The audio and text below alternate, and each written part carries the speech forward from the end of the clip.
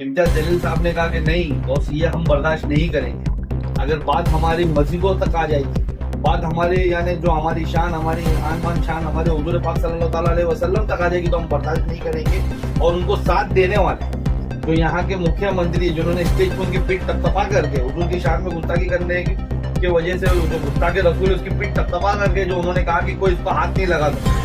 आज क्या बात है, 60 FIR के बावजूद भी उसको गिरफ्तार नहीं किया जा रहा है। तो हमारे यहाँ मुफ्ती सलमान अज़हरी साहब का जो एक जुमला, एक शायद एक अशरफ पढ़ने के ऊपर आज जेलों में कितने महीनों से जेल में बंद है। और ऐसे यानी संत लोग जो यानी संत है भी नहीं, सिर्फ चोला पहने हुए और इस तरीके के यानी हमारे मजहब को लेकर के, हमारे हुजूर पाक को लेकर के भाषण कर रहे और उनको तुम यानी बचा रहे हो, उनको जेल में और 60 FIR होने के बाद। तो ये देखिए, हम इम्तियाज जलील साहब से पूरा रूटीन भी पता करेंगे। फिर हमारी पूरी टीम मुमरा से भी, हम जितने लोग मुमरा से आना चाहेंगे हुजूर पाक सल्लल्लाहु अलैहि वसल्लम की शान में गुस्ताखी के खिलाफ, जितने लोग यानी वो टिल्लू के खिलाफ जिसने मस्जिदों में घुस करके मारने की बात कही है उसको जवाब देने जितने लोग आए हम सब लेकर के जाकर, तो हम पूरा शेड्यूल पता करेंगे। उसमें असद साहब आ रहे नहीं आ रहे हम वो भी पता करेंगे। हम फिर एक प्रेस कॉन्फ्रेंस भी करेंगे और एक हम शहर में कार्यकर्ता मेड़ावा भी लेंगे और उसके ताल्लुक से एक हम मीटिंग।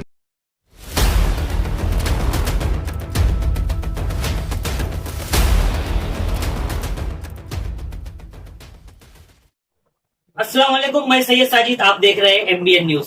जिस तरह देश में माहौल चल रहा है नफरती का, उसी को लेकर एक कॉल दिया गया 23 को, और जिस तरह नबी की शान में गुस्ताखी की गई है तो उसी को लेकर मुंबई चलो रैली निकाली जा रही है इम्तियाज जलील की तरफ से। तो आज हमारे साथ इसी पर बात करने के लिए कलवा मुमरा के प्रेसिडेंट सैफ पठान और उनकी पूरी टीम यहाँ मौजूद है। हम उनसे बात करेंगे। सैफ भाई, 23 तारीख को कॉल दिया गया है कि तिरंगा रैली निकालने का, तो क्या मकसद है तिरंगा रैली को निकालने का और ये इलेक्शन पीरियड में क्या जरूरत है रैली को निकालने? देखिए कि आपको पता होगा कि पिछले कुछ सालों के अंदर मौजूदा सरकार ने लोगों के दिलों में किस तरीके से एक नफरत अंगेज यानी एक मशरे एक हमारी कौम के खिलाफ यानी एक बीज बो दिया है। जो अब आपको दिख रहा होगा कि जगह जगह पे मॉब लिंचिंग की जा रही है। एक बुजुर्ग शख्स को, 72 साल के शख्स को यानी एक यंग छोकरों का गुट जमा होकर के ट्रेन में उनके साथ बदतमीजी करता उनको मार देता है। ये कुछ अपने आप को यानी कुछ लोग सिर्फ संतों का चोला पहन करके अपने आप को बता करके आके हमारे हुजूर की शान में गुस्ताखी, अब तो हद हो गई है कि हुजूर की शान में गुस्ताखी की जा रही है।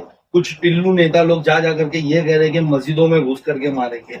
तो इन सब मुद्दों को लेकर के हमारे इम्तियाज जलील साहब ने, आपने अगर उनको सुना होगा तो उन्होंने साफ तौर पे कहा कि जितने भी नेता दूसरी पार्टियों के अंदर बैठे मुसलमान नेता, वो सब यानी बस यानी यहाँ तक महदूद रह गए कि जब कुछ होगा तो चौकी जाएंगे, हम एक FIR लगवाएंगे और हम एक लेटर दे देंगे और उसके बाद उनको लगता है कि उनका फर्ज पूरा होगा। तो इस वजह से इम्तियाज जलील साहब ने कहा कि नहीं बॉस, ये हम बर्दाश्त नहीं करेंगे। अगर बात हमारी मस्जिदों तक आ जाएगी, बात हमारे यानी जो हमारी शान, हमारी आन बान शान हमारे हुजूर पाक सल्लल्लाहु अलैहि वसल्लम तक आ जाएगी तो हम बर्दाश्त नहीं करेंगे। और उनको साथ देने वाले जो यहाँ के मुख्यमंत्री जिन्होंने स्टेज पर उनकी पीठ तपतपा करके हुजूर की शान में गुस्ताखी करने की वजह से जो गुस्ताखे रसूल है उसकी पीठ तपतपा करके जो उन्होंने कहा कि कोई इसको हाथ नहीं लगा सकता। आज क्या बात है, 60 FIR के बावजूद भी उसको गिरफ्तार नहीं किया जा रहा है। तो ये बात वो मुख्यमंत्री को याद दिलाने के लिए कि इस देश का कानून, ये देश इस कानून से चलेगा, संविधान से चलेगा, आपके यानी जुमलों से नहीं चलेगा। मुख्यमंत्री ने उस बात को करेक्ट भी किया है कि मेरा कहना ये नहीं था, उनको जान से मारने की जो धमकी आ रही थी उसी को बोले कि जान से मारने। कौन दे रहा है जान से मारने की धमकी? कौन? हमारे समाज ने कभी की ऐसी हरकत नहीं की है। हमने इस देश के संविधान को हमेशा फॉलो किया और हम इस देश के संविधान पे भरोसा करते, तभी तो जाके 60 FIR हुई ना। हमने हमारा गुस्सा, हमारा एहतजाज जाकर के पुलिस स्टेशन में रजिस्टर करवाया। तो हम ऐसी नहीं, आप उनको शय दे रहे हो, क्यों नहीं गिरफ्तारी की जा रही है? क्यों हमारे यहाँ मुफ्ती सलमान अज़हरी साहब का जो एक जुमला, एक शायद एक अशरफ पढ़ने के ऊपर आज जेलों में कितने महीनों से जेल में बंद है। और ऐसे यानी संत लोग जो यानी संत है भी नहीं, सिर्फ चोला पहने हुए और इस तरीके के यानी हमारे मजहब को लेकर के, हमारे हुजूर पाक को लेकर के भाषण कर रहे और उनको तुम यानी बचा रहे हो, उनको जेल में और 60 FIR होने के बाद।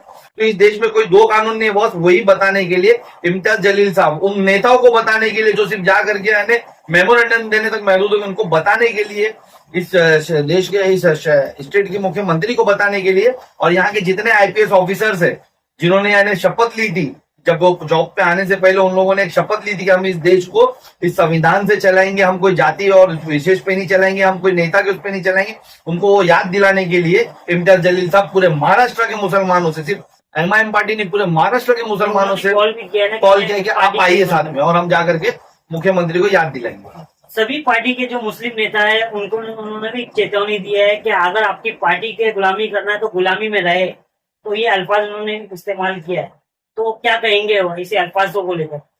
बेशक करेक्ट है ना। आप देखिए ना कि अगर आज पहलू कान पे हाथ उठे तो सबको याद आए ओवैसी, अगर आज मस्जिदों पे कोई बात हो जाए तो याद है ओवैसी, अगर पार्लियामेंट में कोई बिल हमारे शहरियों के खिलाफ यानी बनाया जाए तो याद है ओवैसी, और वोट देते टाइम ये दूसरे नेता लोग याद आ जाते। तो वो नेता जिनको आपने चुन के दिया, अगर हमारे यानी वक्फ अमेंडमेंट बिल का जब वहां पर बिल पेश किया गया, जिनको उदय ठाकरे साहब की जो पार्टी के जो विधायक MP थे, वो क्यों वहां से बैकआउट कर लिए? तो इस वजह से उन्होंने कहा कि ऐसे लोगों को जिनको आपने चुन के दिया और जिनको हमने चुन के दिया, वो जो हमारे बीच में से भी जाकर के उन पार्टियों से जुड़े हुए आज वो गूंगे होके बैठे हुए। अरे बात अभी हुजूर की आ गई है, बात पार्टी तक महदूद नहीं है, बात यानी मेरे तुम्हारे तक महदूद नहीं है, ये हमारे इस्लाम पे बात आ गई है, हमारे सर के ताज पे बात आ गई है। तो अब तो पार्टी की गुलामी छोड़ देना चाहिए लोगों को। और अगर आज भी तुम गुलामी का पट्टा पहनना पसंद करते हो तो रहो गुलाम तुम करके, ये हमारे सदर ने साफ क्लियर कर दिया। इस रैली में आपके सदर असदुद्दीन ओवैसी साहब भी आएंगे इस रैली में?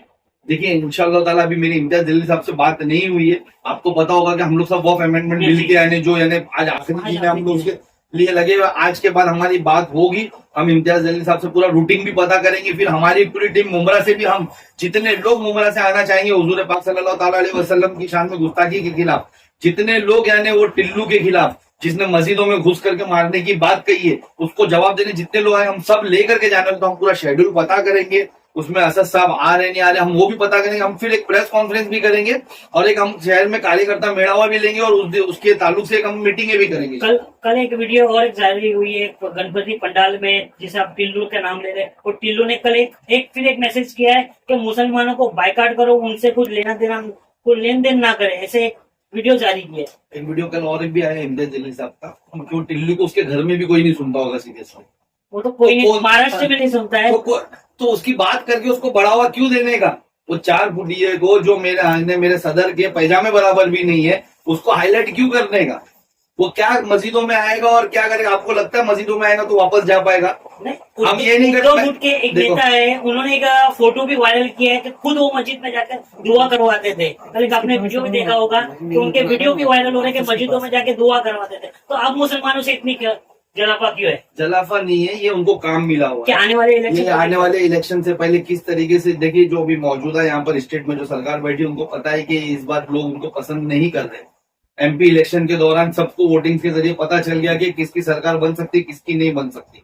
तो इस वजह से बस कैसा है कि स्टेट में कैसा है, महाराष्ट्र में कैसा माहौल खराब किया जाए, तो ऐसे टिल्लुओं को काम पे रखा गया है जिनको कोई काम धंधा है नहीं, बस जा करके यानी तुम लोगों का माइंड लगाओ, यानी उन लोगों को बहकाओ और यानी माहौल खराब करो, ताकि यानी फिर यानी धर्म की राजनीति शुरू हो। मेरा लास्ट सवाल, 26 जनवरी हो या 15 अगस्त को, जिस तरह MIM की पूरी टीम मुमरा में रैली निकालती है, झंडा लहराती है, तो 23 तारीख को क्या इस तरह से पूरा मुमरा से पब्लिक को लेकर आप उतरेंगे?